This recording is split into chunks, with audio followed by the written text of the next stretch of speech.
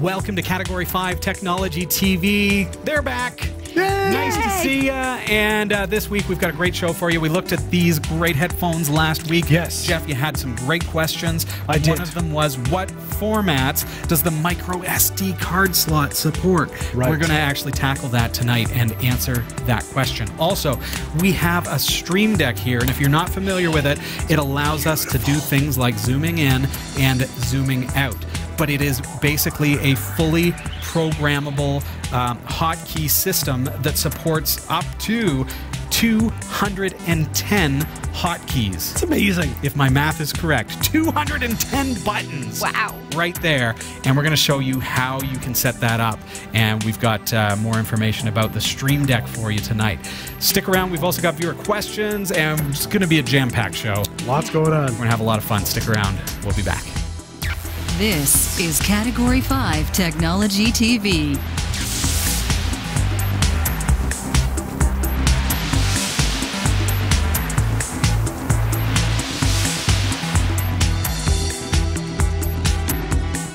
Our live recordings are trusted only to solid-state drives by Kingston Technology. Revive your computer with improved performance and reliability over traditional hard drives with Kingston SSDs. Category 5 TV streams live with Telestream Wirecast and Nimble Streamer. Tune in every week on Roku, Kodi, Plex, and other HLS video players. For local showtimes, visit category5.tv. Category5.tv is a member of the Tech Podcast Network. If it's tech, it's here. cat5.tv/TPN and the International Association of Internet Broadcasters. cat5.tv/IAIB. You know, Sasha, if you're going to act silly while we're reading that, you can't knock over the standee. He was standing too rule. close to me. Yeah, really. Don't stand so. Hey, welcome to the show. It's episode number 567. Can you guys believe that we're here? I can. Wow. Yes. And this is an exciting week because it's like vacation week next week. I know. Oh, So well, we'll be taking it a was break. vacation week for me last Yeah. week, and then for you it's this. Yep, this coming. So next week's show is going to be pre-recorded. So if folks watch, there is a brand new exciting show coming next week, but it is going to be pre-recorded because I'm going to be sitting around a campfire. So am I. Oh, yeah? Yeah, we're going camping next week as well. Nice. No way. Yes. Why am I working? Because Hey, you took you had- vacation last week. Yeah, you had last week off, my friend. It was epic. How have you been? It's so nice to have you here. Hey, I want to say thank you so much for your support over the past little while. It is, well, tonight as we record this episode, it's the 1st of August, and the bills are paid. Sweet. We're all volunteers here, folks, so your contributions really, really help us to be able to do what we do and to be able to keep on top of things. For example, buying things through our affiliate links. Yes. If you go onto our website, category5.tv, click on Support Us, and then there's Shop with Our Partner. I know. See, I'm getting the look right now. It's really easy. Because I made a purchase today and completely brain farted on using the affiliate link. Oh, did you? I did. Oh. But now you understand how it works. I trust me. I know how it works. I've spent many dollar bills Thanks, using affiliate links, but just this one dime. You know what's neat about it, though, Jeff? What? You're going to make that purchase anyway. You made the purchase anyway. I did. So all you have to do is just, if you go through that link, a portion of the sale goes to supporting Category 5 TV. Exactly. Yeah, it's like that. That's all there is to it. Easy peasy. Yeah. I can do it. I can't. No. Unfortunately. I wish I could, but it's against the terms of use. Well, you could if you order through me. That's sneaky. And if we Yes. would now reference this episode ever. Yeah, we have to delete that, and we'll talk after the show. I'm just ruining it all tonight. I know, right? I know. So in case you're new here, I'm Robbie. Hi, I'm Jeff. I'm Sasha. She's like, I I'm want to talk. eager. I want to talk. Like, Me next. no, me me, next. And we are volunteers here at Category 5 TV and love being here. And after 567 weeks of this, we're still having a blast. And tonight is no exception to that. We've got a great show. Jeff had some great questions about this set of headphones from PowerLocus. Last week, yes. Yeah, last week. We're going to look at those again very briefly this week, just Cool. to answer one of those questions. Good. Also, we've got that Stream Deck, which we're going to be looking at tonight. And I have no need for this at home, but I want this at home. You wait, and you'll understand in a few minutes' time what this is all about and how we use it in our broadcast here. Big news this week. Did you hear that Hawaii has outsold Apple Yes. in the smartphone market. No Yeah. way, really? So, yeah, they're number 2. So iPhones have been bumped off of the top 2, and they've been there for years. Samsung's been number 1 consistently, Apple number 2. Now, all of a sudden, Chinese manufacturer Huawei has taken over the number 2 spot and bumped Apple far into the third spot. But Apple was number 1 at one point. I'm fairly certain, like years ago. Must have been years ago. Yeah, years ago. And then Samsung came in when Android started to grow in popularity.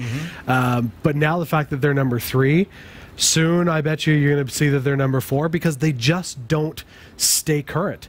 They stick to their niche market. I think the problem to me about Apple phones and devices in general is that they practice planned obsolescence, and they try to tell the consumer what they want rather than listening to the consumer and hearing what they want. Right. So, and that's what I like about Android smartphones and things, is that there's a lot more flexibility there, and a lot more features. But that aside, Xiaomi is number 4 now. Yes. So this is another Chinese manufacturer. Oppa, who I've never dealt with, rounds out the number 5 spot. So that's 3 from China. Well, 4 if you include Apple from China, because most of the manufacturing, That's right, yeah. I believe, still happens there. And then Samsung from North Korea. Or South Korea. South Korea. South Korea. Not from North Yes, Korea. not yet. Yeah, they're working on that. They're working on that. That's awesome, though.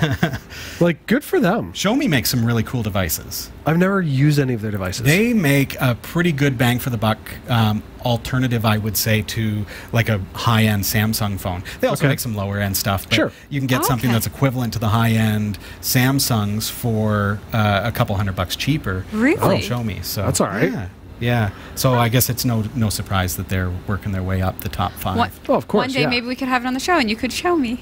Ha ha! Ba-dum-boo. Oh, Jeff, Yes? you owe the viewers an apology. What did I do now? That's right, you owe them 2 apologies. What?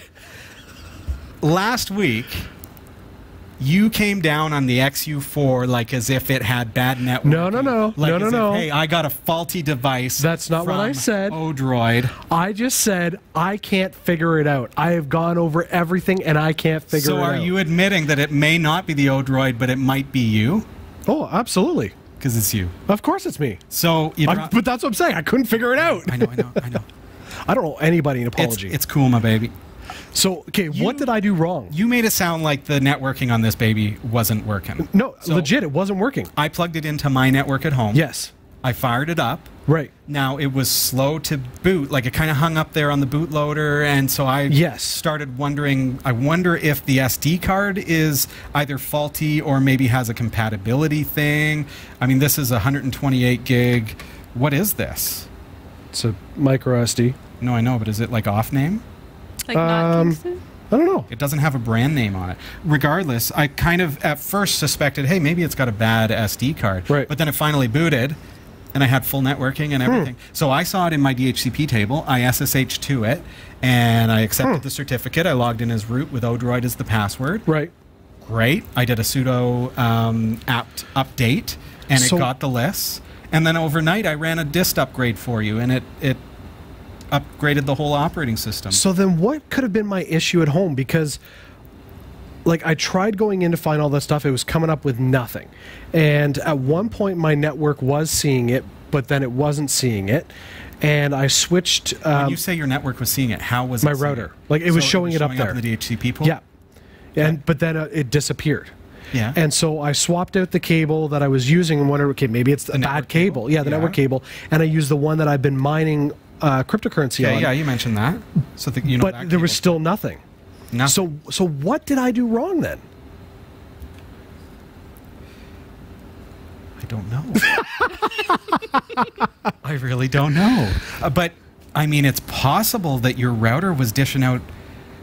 Like, what? How did you try to connect to it? Like, what did you SSH to the IP address? No, I had it plugged into my TV. Like I used the HDMI cable, so I'm looking at it up on the screen. I'm booting it on. It was all right there, like the device, TV, network cable. And was it flashing lights? Flashing lights, everything. Because I was using it, like the device itself worked. Yeah. Because I was able to use my the controllers for the Retro Pi was like I had them hardwired in. The only reason I found out the internet wasn't working is when I went to put in the wireless dongle to do an update. Yeah. That's when I realized, oh, I've got no internet. So I have no clue what I've done or what's wrong with my system at home, but it's not recognizing what's active. It makes no sense to me. So I've been pulling my hair out for weeks. So plugging it into my network at home worked. You say Wi-Fi dongle. This isn't Wi-Fi, is it? No, sorry, I meant Bluetooth. This is Bluetooth. Okay. Yeah. So you're plugging in Ethernet. Yep. Try a different port on your router. Yeah, it doesn't really make sense because you're plugging it into where the miner was plugged into. But if you have like a bad DHCP table, restart your router. Okay. Just to see that maybe it's holding on to an old lease that is conflicting somehow. I don't know, Jeff. It's an anomaly, my friend. For me, your XU4 was screaming fast and worked really, really well. I'm glad it worked for you. I appreciate that. Thank you. But I don't owe anybody an apology. I didn't bash the Odroid. I just said it wasn't working. You kind of made it sound like Ethernet wasn't working. So I'm wondering if the device itself is actually just toast. Folks, get your votes in by way of comments. So just below, did Jeff last week on episode number 566, did he make it sound like his Odroid had a bad network? All of a sudden, I'm so grateful I was not here for episode 566. Yeah. Oh, you missed out on some fun. For those of you who aren't familiar with it, it's like a Raspberry Pi alternative, but it has 8 cores. It's fast. It's got 2 gigs of RAM. It's got HDMI output, gigabit Ethernet, true gigabit Ethernet, I should say. Yep. And they're great. I mean, the Ethernet works and everything. And really I did find that the Retro Pi ran the games a lot faster than on the Raspberry Pi. I can't wait to see that. I know. We do have to take a really quick break. Last week we were looking at these great PowerLocus headphones, and Jeff raised the question, well, what file formats can they play? Because it's got a micro SD card reader. Ooh, you found the answer. I said, well, I don't know. We're going to find the answer tonight. Excellent. Stick around. Cool.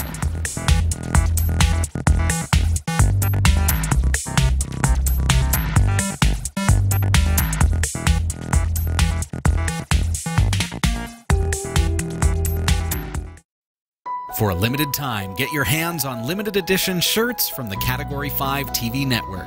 These high-quality shirts are manufactured by Teespring, a fundraising website, and your purchase will help support the shows we produce. Get yours today and send us your pictures to be featured on the corresponding show. Visit cat5.tv/shirts to support us and get your official network shirt today. cat5.tv/shirts.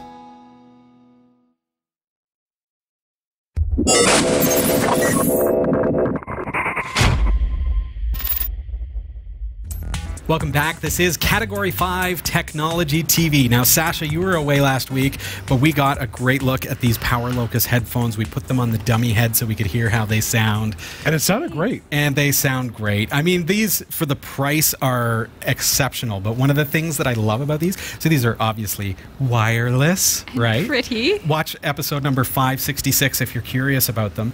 But they, being wireless, also have a built-in FM radio, which is, it works all right. Okay. It's, you know, what FM radio works perfectly anymore. I don't know. Fair enough. But what I love about it, what FM radio is not what sold me on these headphones. Bluetooth 4.2 EDR is, and the fact that it has a built-in micro SD card reader. So if you don't have your phone handy or you don't want to use your phone's battery, you put an SD card in there full of your music. So this would be great on a flight. Perfect on a flight, yeah. If they say turn off your wireless devices, You're like, bam. pop in an SD card or just keep it in there. You can switch between FM radio, SD card, and Bluetooth just with the push of a button.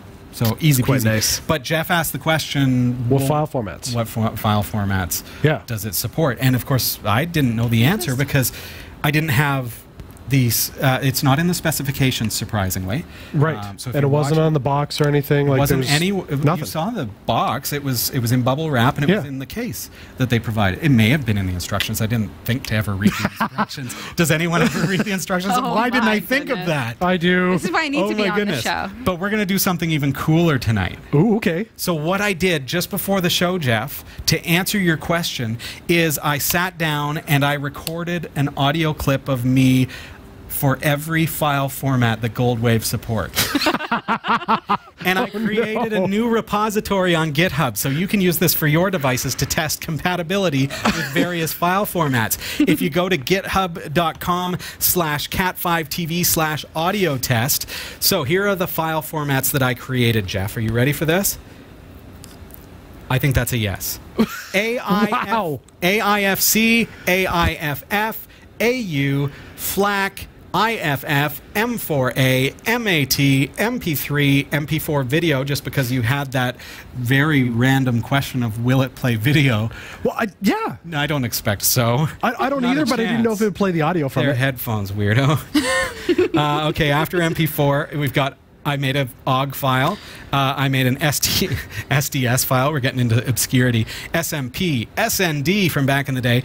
Goldwave can even save a text version of audio. Yeah, and I was like, what the? And so I looked at it, and it's actually like a representation of the audio that you can open in Goldwave or on any other supporting player. There's no way in heck that That's amazing. the headphones are not going to support this, Jeff. But carrying on, I said I would do every format. We've got Voc, we've got Vox, we've got Wave, we've got WMA, and we've got XAC. Okay. Any guesses which ones are going to be supported? I have no... MP3 for sure. Yeah, I'm saying MP4, Wave. Okay, so we've got MP3 and Wave. He thinks MP4 video is going to be played by a pair of headphones. Sorry, sorry, I'm looking at MP4. What else is there? But that's not what I meant. What's the one? Okay. The MAT, sorry. MAT? I think it'll play MATs, M4As. I'm thinking Wave, MP3, M4A. That's what oh, maybe, no, I doubt FLAC. It would be nice if it played OGG, but really, if it plays MP3, I'm happy. Right. Fair enough. That's all I care. If it plays MP3, I'm happy. Okay. I've loaded all of those files onto this headset. Okay, why do I feel like the file itself is something comical? No, it's just me saying this is a WAV file. This is an MP3 file. Okay, I was waiting to be set up for something. Yeah, no, that in hindsight, that would have been a good idea. Could have been different. My kids love it when I replace their music at nighttime. I use a Bluetooth player. Yeah. So I'm in the other room, and all of a sudden it changes to fart sound effects, and you just hear them rip roaring in the other room. That's awesome. Yeah. Okay. This is an MP3. This is a WAV file. This is an MP3. No way. What? Okay. Now you listen. Okay. I heard nothing. Don't say it out loud. This is an MP3. This is a WAV file. This is an MP3. Okay? Yeah. All right. Now, Jeff, you might say that you're disappointed. I'm going to say, no, this meets every need that I have. This is an MP3. This is a WAV file. This is an MP3. This is a WAV. What do you think?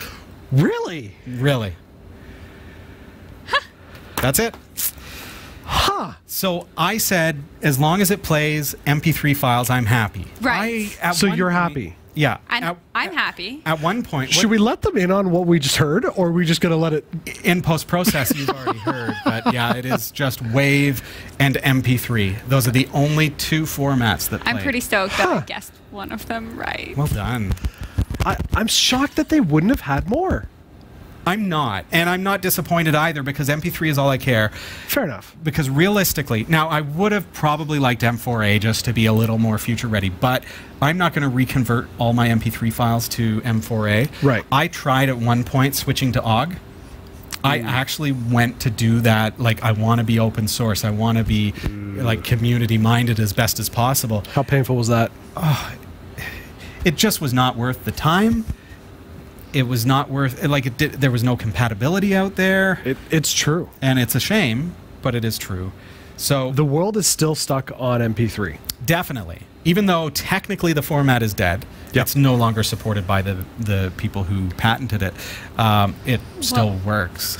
What's wrong with Wave? Like, I feel, why did that pop out to me? Wave takes a lot more space. Yeah. Because it's lossless. So a WAV file is like a raw audio file from Windows that is, they use them in studios and things because it doesn't lose any quality. MP3 is a compressed format. So, Okay. you know, that 40 megabyte file becomes a 3 megabyte file. Got it. And so it takes up a lot less space. So on my 16 gig SD card, I'm going to be able to fit a ton of CDs in MP3 format.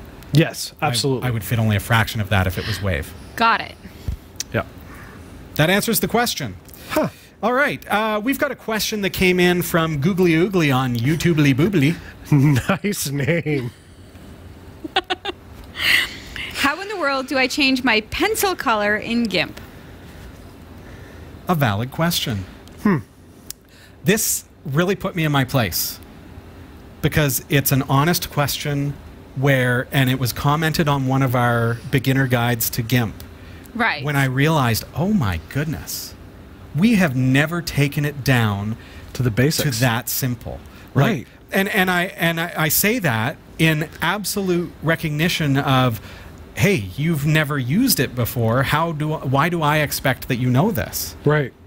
That's Should like I expect me. that you know this? This is me in a nutshell. Yes. Okay. So it's almost like we need to have like beginner 101 classes. Well, and this is I beginner ought to teach 0, beginner 0, 101 0, classes because then I could learn them as I teach them. This is good. I just happen to have GIMP 2.10.4 coming up on my laptop. Here it comes. Nice screen. They got rid of the wolf though. Is that what he was? I thought he was a wolf. I used to love seeing that wolf when it loaded. Okay, so let's get right into the very, very basics. It changes with every version, Jeff. I know, but still. Okay, so first of all, I'm going to create a new file. This is going to give me a canvas to work with. We're working in pixels, and if I want a 1080p file, so say this is something that I'm going to be using as a desktop wallpaper, that's going to be fine, 1920 by 1080. Hit OK, and there is my canvas. Now, you see that it's a little bit of a blue color. That's because my background color is actually this kind of tinted blue. So I'm going to show you how to change your foreground color for your paintbrush and tools like that, and your background color. So over here, I'm going to click on the color there. See how I just kind of clicked on the square that's in the background? And I can change my background color to any of the colors of the rainbow. With something like 11.6 million colors, right? If you have the RGB number, you can enter that up here, RGB. If you have the HTML notation, you can enter that here, like white is FFF. Or if you want red, it would be FF0000, right? Cool. So if you have that notation or if you know that, or you can just drag. So find your spectrum here. Remember, I'm working with the background. So if I find, say, some green, and I find like a deep green here, and then I hit OK, now my background is this deep green color. And if I right-click and go Edit, Fill with Background Color, now that's the color of my canvas. But what I want to do is I want to actually fill it with white. So let's see if my foreground is white right now. It's not. It's Fi, which is just a little bit of a gray white. So I'm going to go, see what I did there? I'm just dragging this tool here, which Right. takes me right into the corner up here, and that gives me full white. So now if I right-click and go Edit, Fill with Foreground Color, now it's completely white. So now if I change my background to my foreground and my foreground to my background by clicking on this little arrow up here, now my foreground color is green. And again, I can change that any way I like. So say I want it to be like an orange color. So I can go over here to the spectrum and then bring it up into the orange that I want. And then grab my tool, which is going to be working with the foreground color. So this is a painting tool, but you see that it's quite large. So what I can do is I can actually change the size by dragging here or entering a number. So now watch. See how I've now taken that down to 6? So I can change that to be a little more, you know, like a pencil. And there is a pencil tool too. So you can grab that. And it looks like that, and it operates very much the same way. You can change the size, and that will change the actual brush size of your pencil. Okay? So I think that that answers the question at hand. The next thing that you'll want to learn how to do, so if I fill this in with white again, so fill with background color now, And then I'm going to select none because I just selected all because I do that out of habit. Watch what I can do here. I'm going to go right click and layer and then new layer. And then I'm just going to say, okay, leaving this as a transparency layer. So here's the fill width. We're just going to leave that transparency. Okay. Now I have this kind of layer here and I've got my white background layer. So on this empty layer, I can now do my drawing. Okay. So I'm not going to actually draw anything. I'm just using a touchpad on my laptop, but just to show you. Now, if I turn off the background layer, you can't really see it, but it's still there. So now what I can do is I can actually change the background color. Let's use something like a pink fuchsia and fill that in. And the orange stays where it was because it's on its own layer. See that? Ah. So I'm highlighting the layer that I want to work with and then changing that layer however I want. So in a case where, you know, I'm drawing a person or whatever, this is really starting to look like SpongeBob. Like an evil one. Okay, so say that's what I did, but I wasn't happy with it. Now I can actually just turn off that layer or start again, or, you know, once you've created something where you've got layers upon layers, I think about like you've drawn the body and then you create another layer for the eyes and you're not quite happy with the eyes, so you can scrub them out without affecting all the other layers. Yes. If that's what you wanted to do. So tonight we've covered kind of creating our canvas, changing our foreground and background color, plus changing the color of our actual canvas background, and creating layers so that we can add things on top of that. Can you have as many layers as you want? You can have an infinite number of layers on the GNU image manipulation program. So here, now if I wanted to make the body separate, I could create yet another layer, and okay, and then start working on the bod. All right. Yeah, all right, look at me, I'm an artiste. Don't know where my daughter gets it from. It is not from me. So now I can turn off the body layer, or I can turn off the head layer. And I can, in fact, name these, Sasha, just by double-clicking. And I can call this head,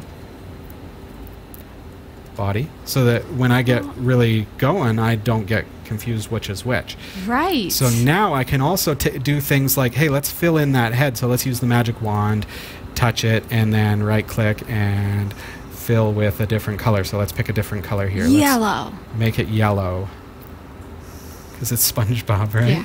Yeah. Okay, edit, fill, and see what I've done there.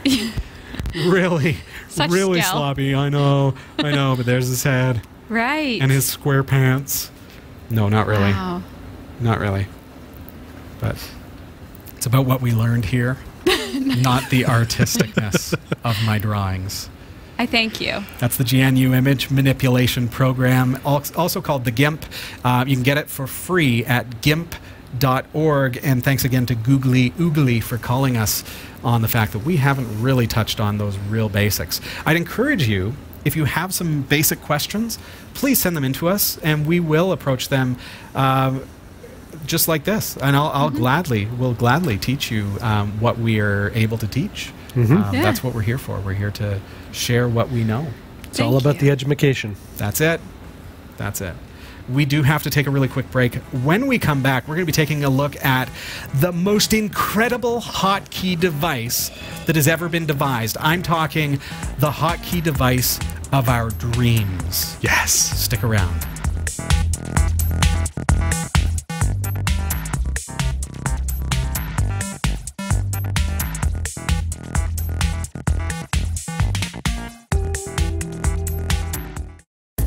Whether you shop on ThinkGeek, GearBest, B&H Photo Video, eBay, or Amazon, or even if you want a free trial of Audible, you'll find the best deals and support the shows we produce by simply visiting the shopping sites you already frequent by using the links on our website. Visit category5.tv/partners for the full and ever-growing list, and help us create more free content like this show. Thank you for shopping with our partners, and thank you for watching.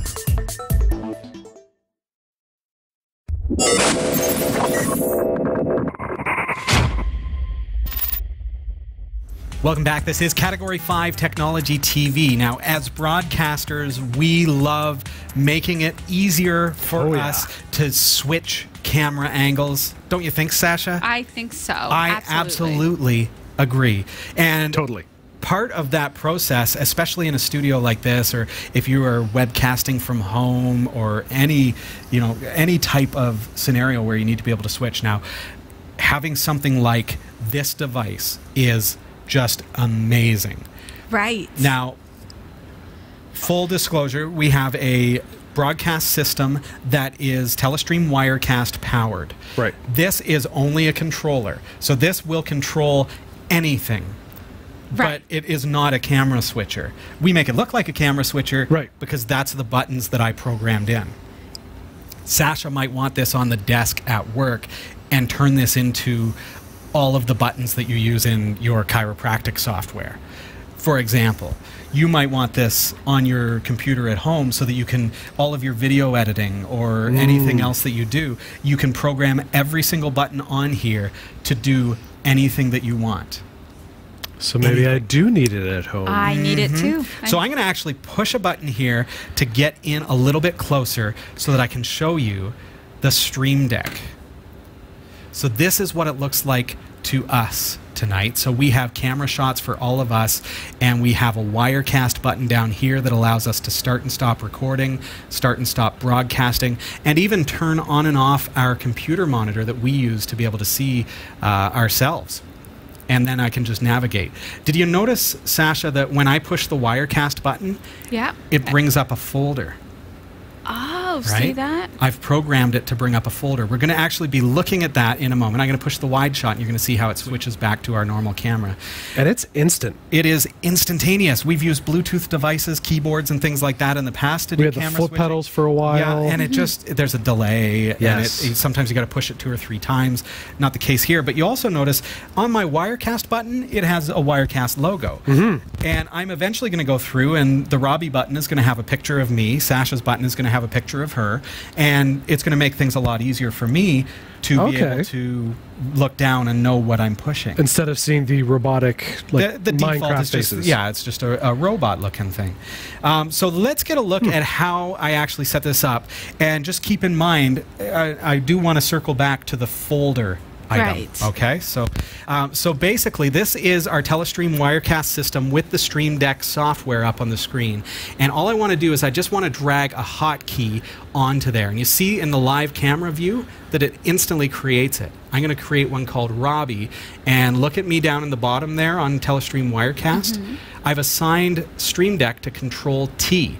So now in Telestream Wirecast, I simply want to match that up. So I'm going to go into Preferences, and in my keyboard shortcuts, I'm just going to create one for Robbie. You can call it whatever you want.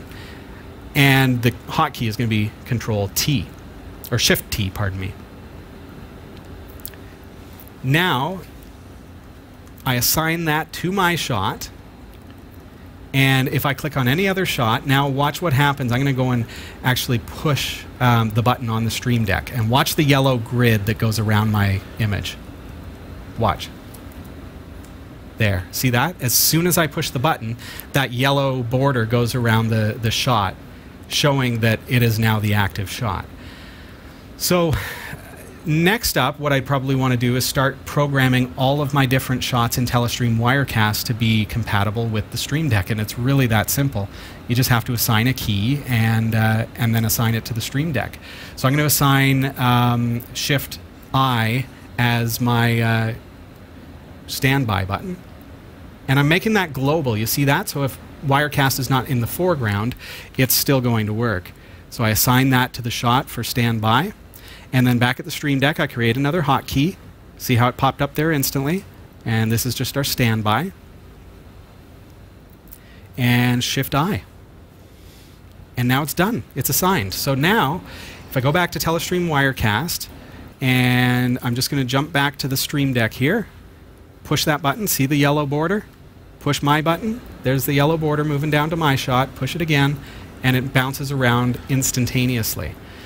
Now, there's something else that's really, really cool about the Stream Deck and Telestream Wirecast and how it can work together, and that's that Telestream Wirecast has some hotkeys assigned automatically by default to things like recording. See that? Or in our case, maybe we want to create a button that is for turning on the broadcast. There you go. So now we can grab, we know Control V, so let's do that. So I'm going to create a new button here for a hotkey, and this is going to be, let's make it a hotkey switch. And now it's going to show if we're live or not when we toggle that button. So I'm going to call this broadcast, and then assign the key for both key 1 and key 2. It's going to be the same thing, we're just pushing it once and then again. Now, we don't have to assign that. Oh, I just have to. Okay, so what I'm doing here, just so you know, so you see how I had I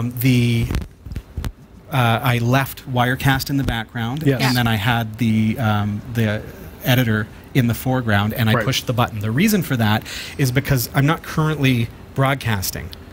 Right. So I want the icon to be in the off position, in the off state. Right. So now when I go back to Telestream Wirecast and I push that button again, watch up at the top, little bit to the left, not quite the middle, when I push that. See that broadcast icon lit up? Mm-hmm. Now if I push it again, it's going to wrap up the stream, and there it's off. Oh, okay. See that? And on the switch, on the button on the Stream Deck, the icon changes from off to on, and I can visually see that I'm broadcasting or not. So you can understand, like, you're able to just program anything that you want with this. Let's look at the folders now, Sasha. I said this is important to me. Let's create a new folder for this, and we're going to actually call this Wirecast. It's so easy. Like, this took me 5 minutes to figure out, and I didn't look at the manual. I can now browse for an icon, and I'm going to just jump into my resource folder in Telestream Wirecast's installation folder, and I can create an icon on the, not just on the screen, but on the actual screens that are buttons. Like, we're talking about 15 little screens that are touch buttons. And each one can be individually and dynamically changed. So I'll just use the Wirecast icon. I think that looks good. Watch how quickly, see how it changed up on the camera? Now, if I push that button, the Wirecast button, it opens the folder, and now I've got the broadcast or not broadcast. Watch the broadcast icon in Wirecast as I do that. Right now I'm broadcasting and switching cameras. Go back, let's turn off the broadcast, and watch. There, it's off. See that? How cool is that? Now, with the folders, Sasha, I said, like, I really love the folder feature. Right. There are 15 buttons on the Stream Deck. 15 buttons, and each one can be a folder. Okay? Cool. So we've got 14 sub-buttons on every single one of those 15 buttons. We're talking a cumulative total of, basically, this thing has 210 active hotkeys. It's amazing. If you code it that way. That's incredible. Nobody probably needs that many, but consider I can have one for Wirecast that's a button for Wirecast. I can have one for Office Suite. I can have one for whatever. But then take it one step further, I can create profiles in the program that controls the Stream Deck. Right. And each profile I can assign to a different application. So as soon as I open Wirecast, it automatically loads the Wirecast profile into the Stream Deck. As soon as I open Atlas, it loads the Atlas profile into the screen, onto the Stream Deck. I love that idea. Incredible. So it's really unlimited. Now, if 15 buttons is too much for you, so you look at this and you think, okay, this is really, really great for a broadcaster like Robbie, and we'll get into focus there. 15 buttons, 210 active hotkeys in folders. Maybe it's too much for you. Now, they have just released the Stream Deck Mini, which we also carry, and the Stream Deck Mini has only 6 buttons. Okay. So 6 with 5 in the subfolders, so you're looking at 30 active hotkeys. That's okay. More than enough for your desk at home or whatever it is that you're doing. So you have to check out Stream Deck. I have to say I'm entirely pleased with this. Jeff, you've seen it for 2 weeks now. Yeah, it's been amazing. As a companion to Telestream Wirecast, it's been fantastic, and you can see how we've utilized it there. It's instantaneous camera switching for us, but it's not limited to broadcasting. So I want to stress, even though it's called the Stream Deck, even though I am using it as a streaming interface, because I can program any of those buttons to do anything that I want within Windows 10 or Mac OS, I have no limitations on what it's capable of. So That's it's really cool. just my own creativity. The question will come in, is it compatible with Linux? Unfortunately, at this point, not yet. And that's because the driver software has to be loaded on the computer, and it's only available for Windows and Mac. However, I did notice that somebody is working on a Node.js interface for it so that it will become compatible with Linux eventually, but it's not there yet, and it's unofficial. So it's not like something that you program and plug in and it's going to work on any computer. It's something that the driver is actually running on my Telestream Wirecast computer, and when I plug it into the Telestream Wirecast computer, it loads and connects and allows me to interface with it. I'm glad you mentioned that, because as you were going through the presentation, Lichen in the chat room happened to notice that you had a very weird looking version of Linux on your screen. Yeah. Well, Telestream Wirecast requires either Microsoft Windows or Mac OS. Right. We don't do Mac here, so it had to be a Windows broadcast system that we use. So that's what we're tied to, and so this is a perfect companion for that. So if you have a Windows or a Mac machine, this is an amazing interface. Check it out at cat5.tv/Stream Deck, and if you come up with any clever ideas for what it can be used for, we would love to hear from you. Let us know. What do you think? Love it. Love it. Print that on a t-shirt. Love it. Pretty sure it already is. That's the McDonald's t-shirt. That's what I'm saying. I'm loving it. Yeah. Yeah. Well, Sasha, I'm going to let you take it away. We're going to jump over to the newsroom. All right, let's. Here are the stories we're covering this week in the Category 5.tv newsroom. Amazon has reported record-breaking quarterly profits, helped in a rise by online sales and demand for its cloud services. Google's sister company Waymo has announced a trial in which its self-driving cars will ferry shoppers to and from nearby Walmart stores to pick up their groceries. Children could be banned from owning drones weighing more than 250 grams under a new proposal from the Department for Transport in the UK, and a competition helping to drive the development of futuristic Hyperloop transport systems have been won by engineering students from Munich. These stories are coming right up. Don't go anywhere.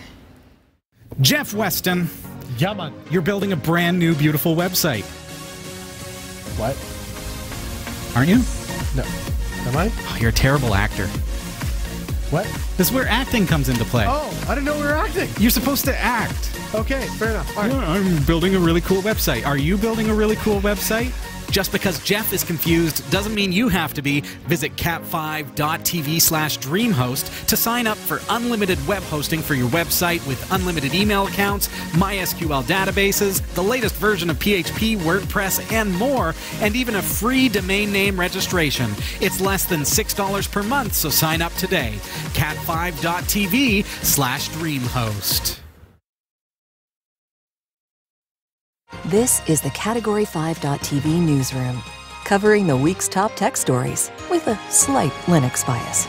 I'm Sasha Rickman, and here are the top stories we're following this week. Amazon has reported record-breaking quarterly profits helped by a rise in online sales and demand for its cloud services. Profits hit a record $2.5 billion in the 3 months to the end of June, about 12 times more than it made during the same period last year. Sales rose by 39% to $52.89 billion, slightly less than analysts had been forecasting. In response to the report, Amazon's shares jumped more than 3% in after-hours trades last Thursday. At the firm's lucrative cloud service division, Amazon Web Services, sales were up nearly 50% on year-to-year to $6.1 billion. Amazon is also starting to attract more money from advertising. Revenue from the firm's other category, which includes advertising, more than doubled to about $2.2 billion. Retail sales in North America were healthy as well, rising about 44% to almost $32.2 billion. Recruitment slowed in the quarter. Amazon is also starting to reap the benefits of previous infrastructure investments, allowing for less rapid spending growth. Amazon is expected to account for roughly half of online sales in the U.S. this year. Are you kidding me? Half of all. 50% of all sales Yes. are going to be on Amazon. Which is amazing. And interestingly enough, I read an article today about Jeff Bezos. Is that Bezos? however you say his last name, he is now worth, I think it was $150 billion, which is 50 times more than, was it Bill Gates? It was double what Zuckerberg is valued at. Like he is nobody in the U.S. has been valued at $150 billion before. That's doing well. That is doing so well. Good for Something's you. working with Prime, let me tell you. Oh, yeah. So I am not surprised because I love Amazon so much. Like I use it all of the time. I don't love to go to the mall. So it makes me think to myself, like, is this the death of the mall? I think a lot of things are death of the mall. Yeah. Like, But I mean, it's the fact that Amazon is so diversified. That's what And what becoming even more so. Pharmaceuticals, food. Yeah, like they literally are controlling everything, and it's a great business plan for them, and they've done it smartly. Like a lot of companies, their whole thing is we're just going to go buy this and we're going to buy that company and then we're going to take this over, which is wonderful, but then you've got the debt load that comes with purchasing it. Sure. Amazon, while buying certain companies, has done things from the ground up. And they've said, we want to go into this area, so we're going to create the ability for our company to do that. And inventing it in a way that works for them, which severely cuts down the costs of getting into that market. And then when you've got the brand power of saying, hey, it's Amazon, like they've done a phenomenal job. But yeah, it's going to kill retail. And as Sasha was saying, they've taken a smart approach of invest now, grow, reap the benefits later. Right. Right. And that's exactly what they're doing. And that's where they are now. They're reaping some Real. spectacular. But you think about, so is it the death of the shopping mall? Wow. I guess there's a culture to the mall. Right. So Like, would it be, but it's true that I can't walk into our best mall here in town and find a men's clothing store anymore that carries reasonably priced men's clothing. Right. And really there's very few men's clothing stores left. Well, Most of the things that I want, I wouldn't even know where to look for them, but for Amazon. Right. But also, I mean, you take it a step further. You've got, the physical brick and mortar stores. But also, I've been seeing a trend of online retailers are moving away from their websites and are now going to posting stores on Amazon. Because that's where the business is. They'll take the loss of the massive markup of Amazon. Right. But now they're saving on their web fees and all the back end and all the kind of stuff. And then any sales that come through it, Amazon's dealing with the security and the privacy issues. All they have to do is supply their product to Amazon as opposed to dealing with all that themselves. Sure. I mean, think of how many companies just with the UK changes on privacy are probably going, whew, it's a good thing I'm on Amazon. But, but I mean, when you think about that, the fact that everybody's saying, oh, we're just going to go through Amazon, they really are just a hub. That's what they do. You're getting the products from somebody else. It's not like it's Amazon's. I mean, there are some Amazon products. is the mall and there's stores inside of it. Yeah. Right. Yeah. But I mean, eBay kind of started that trend. Right. And Amazon just said, that's great, but look what we can do. Right. And did it so much better. Right. And the Foo is even saying Best Buy has an eBay store. Yeah. To put the example out there. Yeah. And it makes sense. Not to say bad things about Best Buy because I've bought stuff from them before, but on their online store, every single time I've ever bought something, my car has been flagged for fraud. Oh, really? Yeah, every single time. Best Buy fixed that. Lyndon wants to know, what happens to the fitting room? Well, really, with Amazon's return policies, I know. You don't there's something to be said about going in, trying something on, looking in the mirror, saying, oh, yeah, that looks good, or, put that one back and get a medium. Right. But with Amazon, for example, we bought my daughter a bathing suit, and we just bought 4 of them. And then we return what doesn't work. We returned the 3 that... What I always have done is check the comments, because the comments, most of the times people are very clear, especially when it's clothing, on how it fits. So they'll say, I bought a medium, I'm usually a medium, it fits really small. Right? And then you know, okay, wait, now I need to change. But you got to look, because if it's around Thanksgiving... I think to myself, I wouldn't, if I were going to start out my life as an entrepreneur, and I wouldn't think to myself, hey, I'm going to open a shop at this point. I wouldn't a retail shop. I would not buy, I would not. But I might open an Amazon store. I would completely sell my things on Amazon. So there it is. Yeah. Makes sense. Right. On the flip side, Google's sister company, Waymo, has announced a trial in which its self-driving cars will ferry shoppers to and from a nearby Walmart store to pick up their groceries. For now, the pilot is being restricted to 400-plus members of its early rider program in Phoenix, Arizona. The trial indicates how the tech giant thinks the autonomous vehicle could be deployed if and when they exit the experimental stage. The only word on pricing so far is a promise to offer participants discounts when they order goods via Walmart's online grocery pickup service as part of the deal. The Walmart partnership was rumored after shoppers spotted Waymo-marked parking spots outside the store earlier this week in Phoenix, Arizona. Some suggested that the tie-up could offer an alternative to Amazon's Prime Now quick delivery service. The announcement comes 2 days after Waymo's chief executive tweeted that its cars had driven a total of 8 million miles on public roads, which is double what its tally had been in November. Okay, see, that raises unintentionally an interesting point in that, okay, they're trying to compete with the Prime Now service, and maybe that would be the death of them all.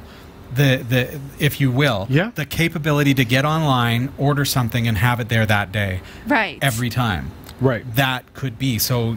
Retailers like Walmart have to come up with, because they are brick and mortar, right. We have to come up with a neat way to do this, because Sears tried to do an online store. Oh, failed. Did not. Went out of business. Sears is no longer. But it wasn't just. We're not going to get into the economics of Sears, but no, it wasn't just the online. It was one of their last-ditch efforts, I think. And, but they did it 10 years too late. It's really tough. Like, who goes to Walmart online and buys things on their website? Now,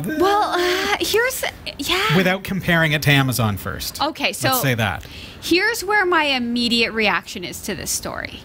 I think to myself, okay, these Waymo cars are in Walmart's parking lot. Sure.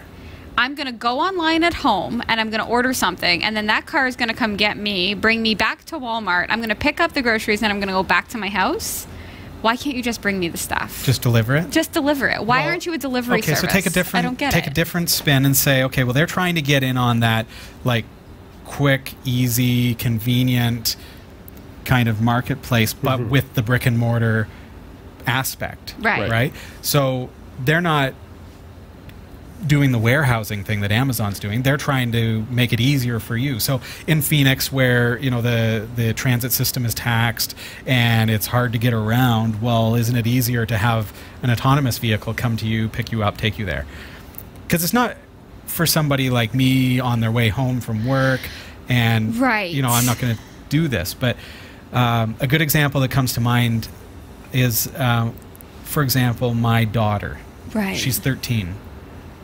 Right now, if I wanted my daughter to help with the shopping, I'd have to get in the car, I'd have to drive her to the store, we'd do the shop together. Here, we could sit down together on the internet, or on the app, and do the orders, and then I can give her the order and say, okay, see you in a half hour.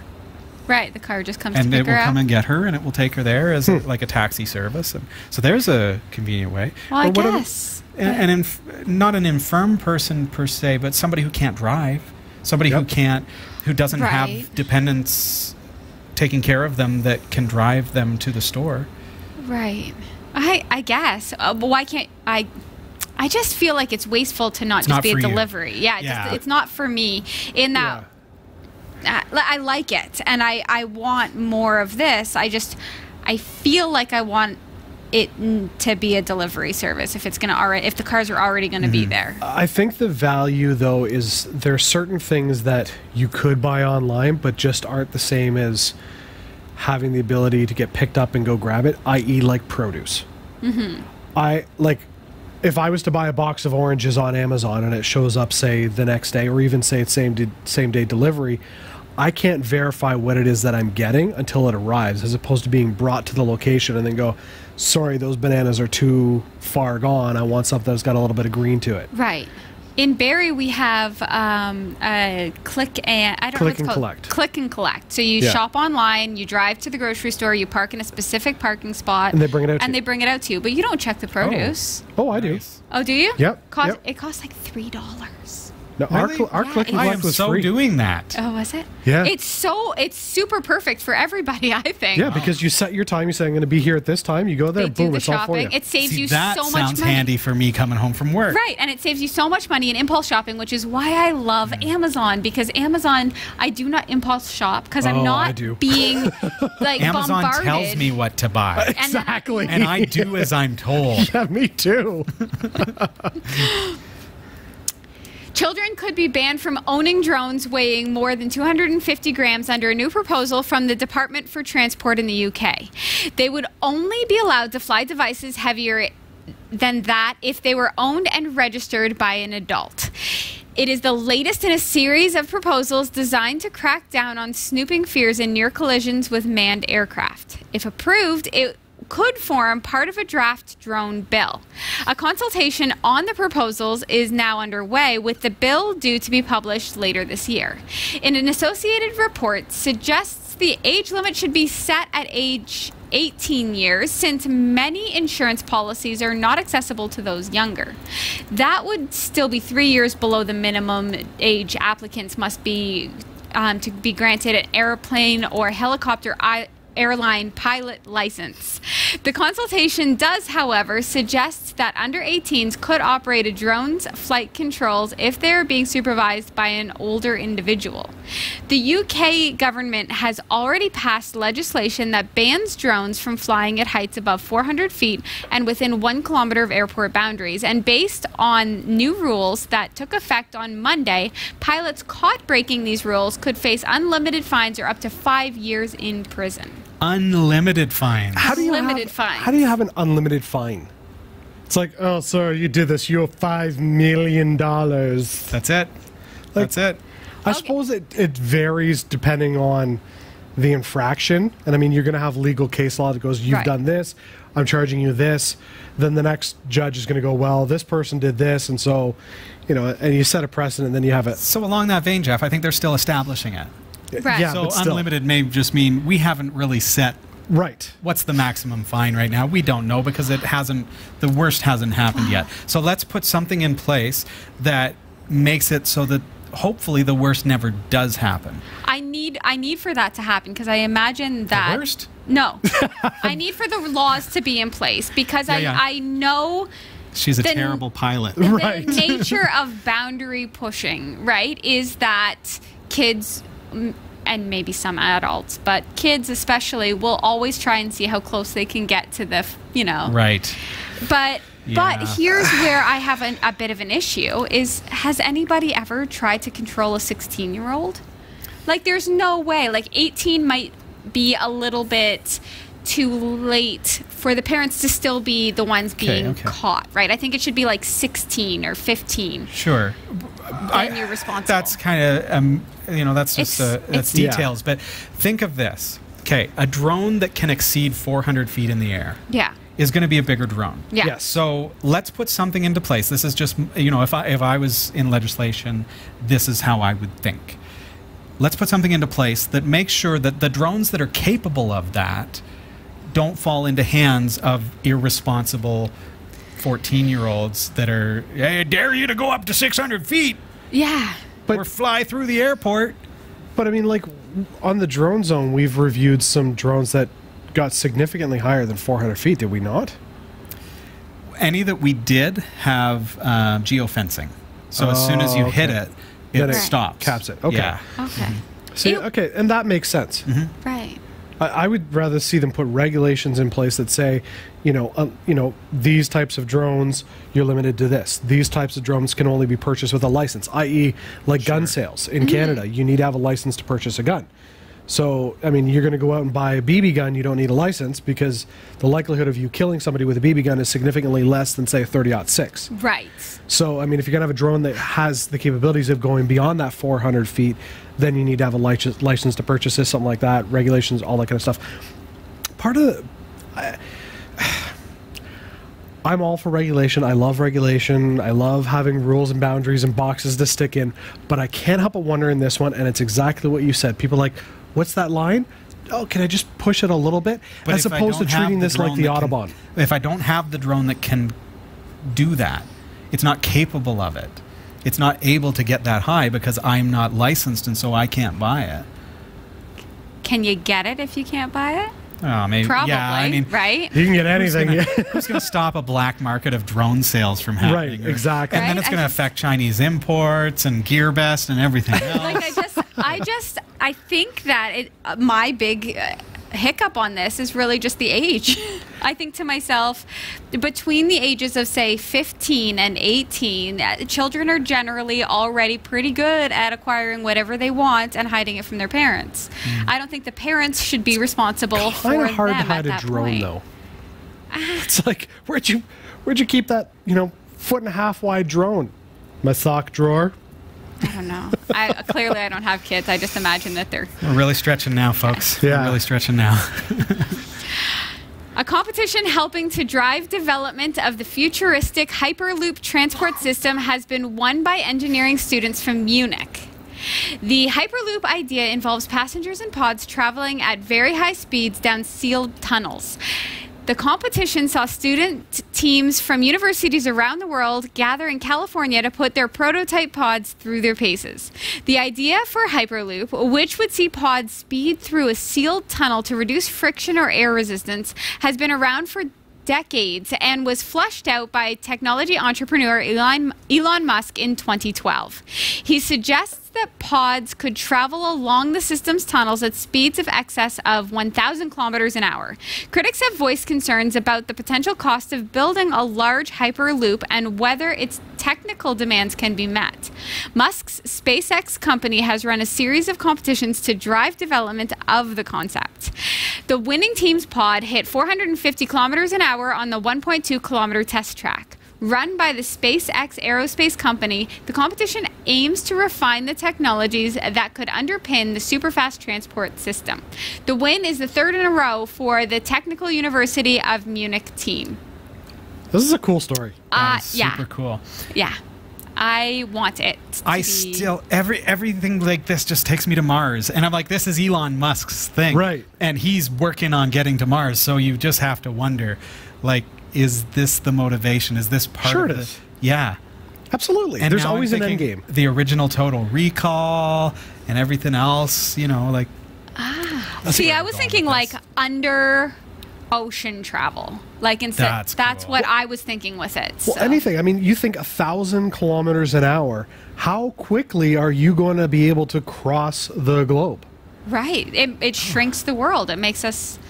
I mean, that's faster than plane travel. Yeah. When you think about it. And to think that the competition has already exceeded 450 kilometers an hour in their test track. Yeah. Which I'm pretty sure is more than a typical commercial jet plane, is it not? I think so. Their test track is 1.2 kilometers long.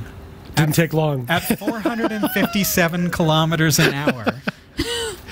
It's like, oh, we're done. Okay. Yeah, okay. That was anticlimactic. And stop. Done.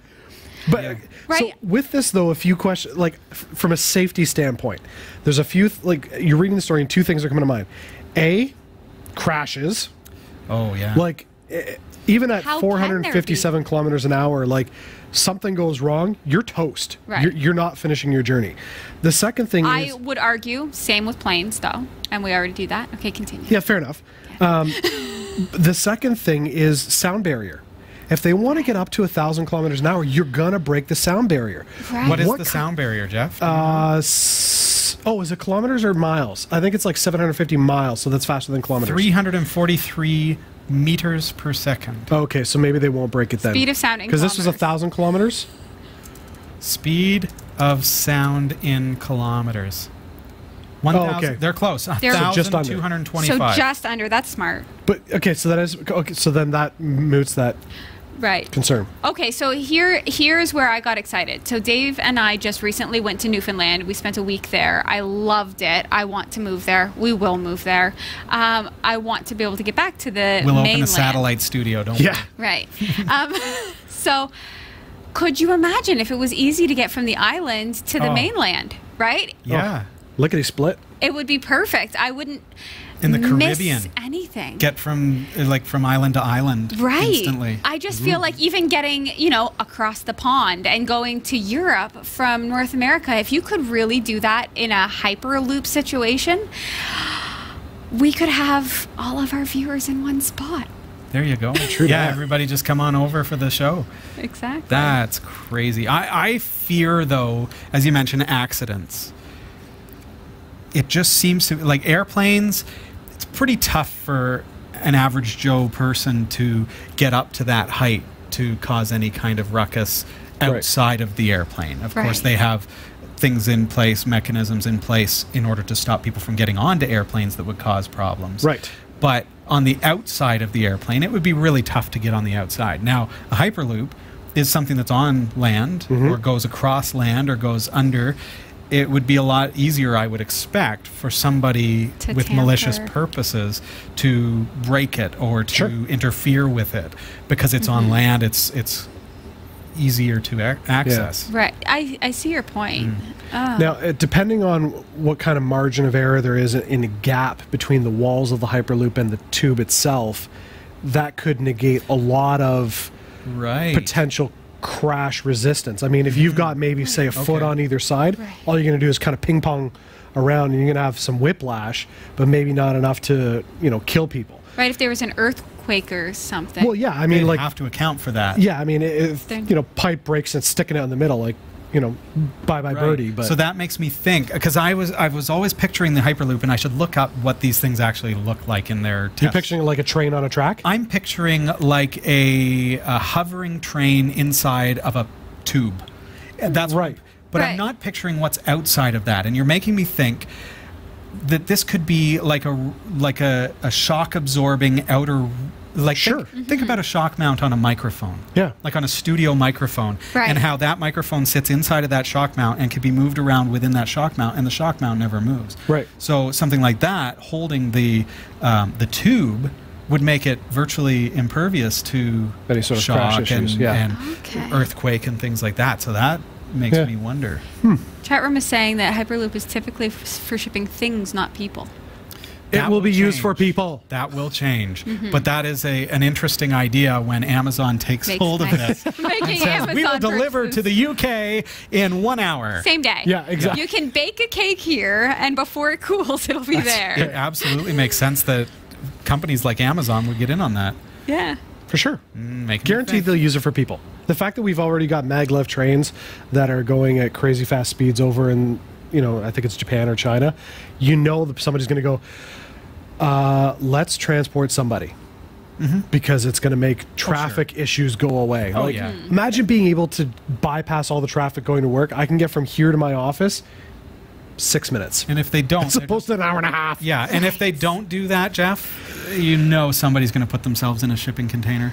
Absolutely, they will. It's just going to happen. It's just going to happen. Yeah. These have been awesome news stories. So big thanks to Roy W. Nash and our community of viewers for submitting stories to us this week. Thanks for watching the Category5.tv newsroom. Don't forget to like and subscribe for all your tech news with a slight Linux bias. And for more free content, be sure to check out our website. From the Category5.tv newsroom, I'm Sasha Rickman. Thanks, Sasha. I'm Robbie Ferguson. I'm Jeff Weston. It's been great having you here this week, folks. I hope that you have a wonderful week. Do keep in mind, I am here next week, but these two, we've given them the week off. Guess who's going to be co-hosting with me? She's adorable. I'll give you a hint. Oh, your wife. My wife, Becca, is going to be here, and we are hosting the show together. I'm going to be looking at NEMS Linux, which is my distribution. Oh, you're finally showing it? I'm finally showing it. Oh, we're not here. 1.4.1. Make sure you watch from home.